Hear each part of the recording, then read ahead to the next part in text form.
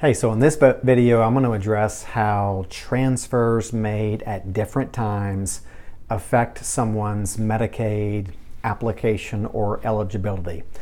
In other words, what if somebody transfers assets out of their name and then perhaps months or years later they transfer additional assets out of their name? How does that affect the government's willingness or ability to pay the nursing home expenses of that person? So let me give you an example, but I'll define some terms at first. I'll use terms like uncompensated transfer. If Joan transfers $50,000, writes a check for $50,000 to her son, and her son doesn't give her anything in return, that's an uncompensated transfer that affects Medicaid eligibility. As we talk about transfers, we'll be talking about transfers to individuals or transfers to certain types of trusts. They both have the same Medicaid application. So some transfers are made to individuals, but parents typically don't like transferring assets into children's names because the parents lose control, so they use trust to retain more elements of control. We may talk about a resource, which is an asset that keeps someone from being eligible for Medicaid. You may have heard the rule: if you have $2,000 or more of countable resources, you're ineligible for Medicaid. You got to spend those assets down.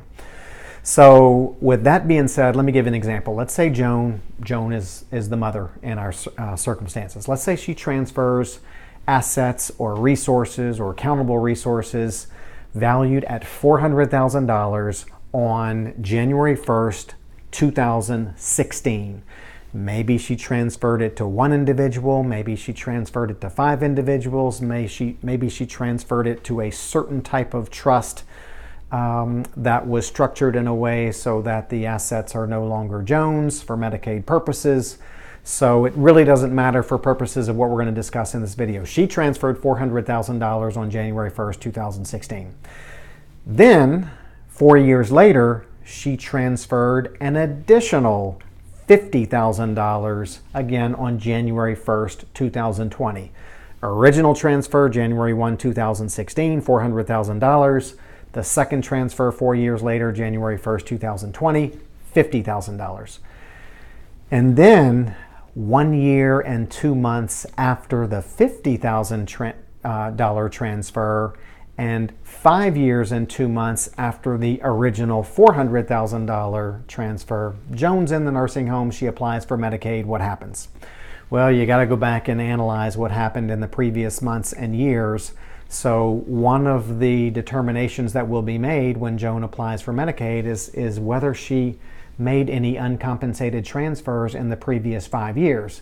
You take a look at it. No, the one January 2016, $400,000, that was not in the previous 5 years. That was 5 years and 2 months ago. So that one's not going to penalize Joan. But then in 2020, she transferred another $50,000.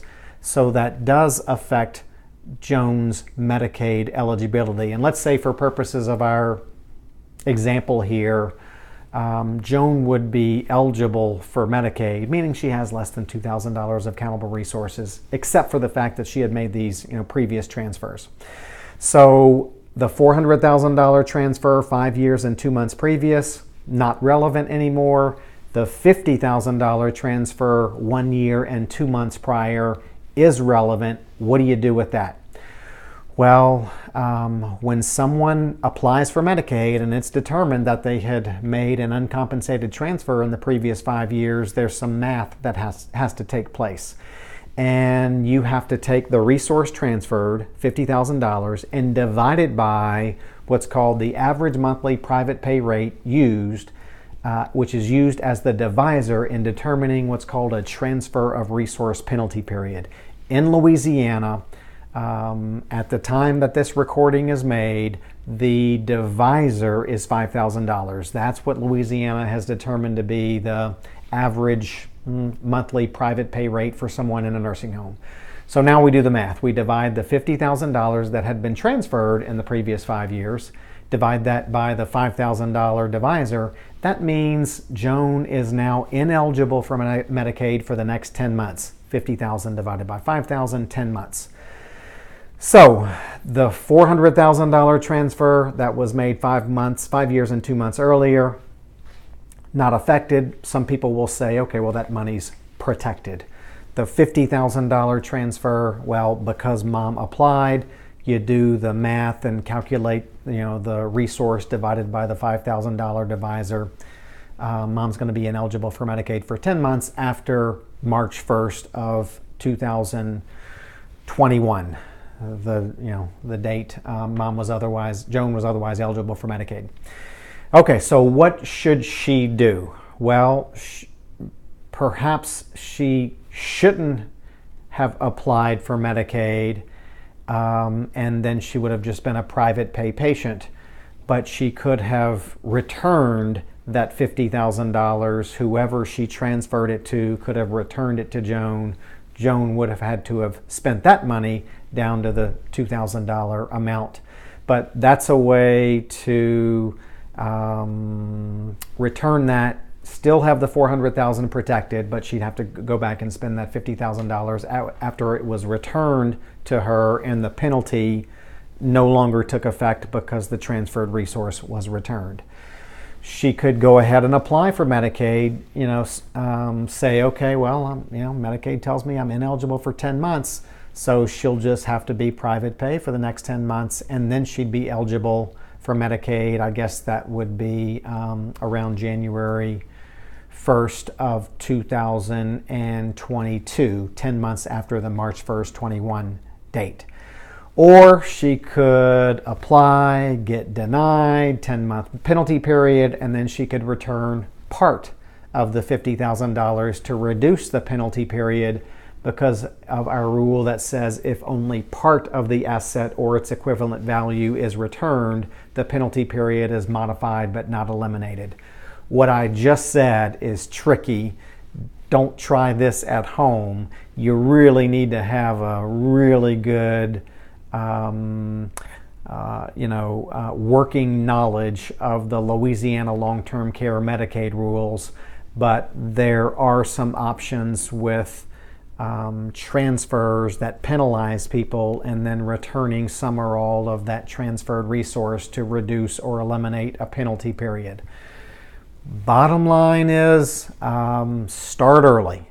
If you're concerned that you might have to deplete your life savings because of an illness or a skilled care need, because of the way our system is set up, know that you can follow the rules and protect what you have. But the key is to start early, get the right information, and then get it right the first time. The consequences of trying to shortcut this thing and not be sure that what you're doing is just right could mean you lose everything you've got, and could mean you lose your home, and could mean the next generation or two is really suffering from your failure to start early and get it right the first time. So hope that helps. We do get questions often about what if a transfer is made, typically a big one, and then sometimes a smaller transfer is made months or years later. How does the smaller subsequent transfer affect the previous larger transfer? That's what this is all about. Hopes this helps. I'm Paul Rabelais. Go out and have a great day.